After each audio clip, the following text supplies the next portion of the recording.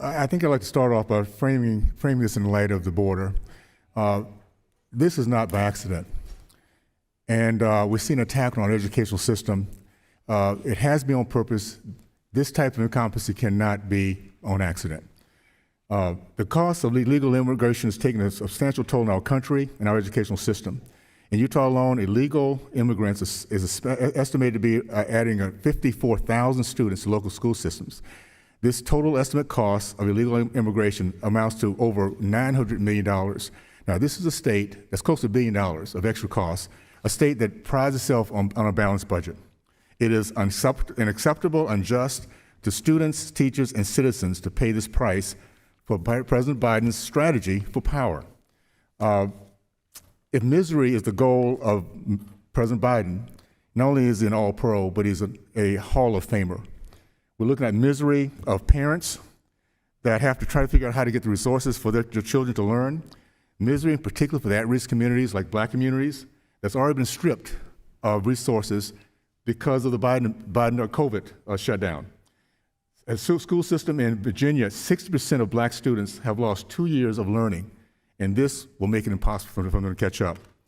It's not only also misery for legal immigrant children. Of course, I'd like to mention that 85,000 of them have been lost by this administration. They're unable to assimilate. They're unable to speak the language, to understand what American culture is all about. They're stuck as wards of the government. Poverty is their future, and it's on purpose.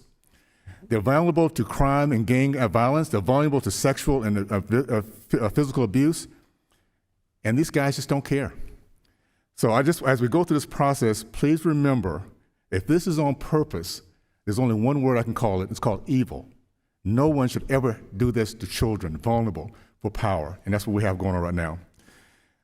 Ms. Igoran, in your testimony, you highlighted the Department of Education shows that 26 states have a shortage of English student learning teachers.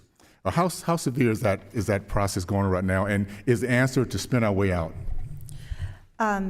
Yeah, I think that's one of the biggest problems is that there are 26 states now that have this shortage, as documented by the report by the Department of Education. And you know, this is not just teachers who speak Spanish, because there are children from every single country coming, and so it's just very hard to plan and then to be able to serve adequately. Okay. It appears that the goal is, and you mentioned in testimony that New York is lowering the bar of educational achievement following the learning loss of COVID. Is this a new American wave process now to figure out how dumb we can get our kids and call that success? So what New York did, it's so appalling. And for me as a mother, I can't believe what they are asking me to do. Basically, they said that what third graders, for example, could do a few years ago, it's not what third graders now can do. So what they are telling me is that my 11-year-old, what he could do in third grade is not what I should expect for my lowest son, my youngest son. No parent will accept that. And what New York is doing is try to hide the learning loss from closing schools for so long, from masking mandates, from COVID vaccine mandates that prevented children and parents from going in our school buildings. Okay, Ms. Rodriguez, you mentioned the public school system communities have become hotbeds of criminal activity, recruitment, exploitation, and death. We have experienced that in Utah. In Utah, this last February, we had an illegal alien raped an 11-year-old girl.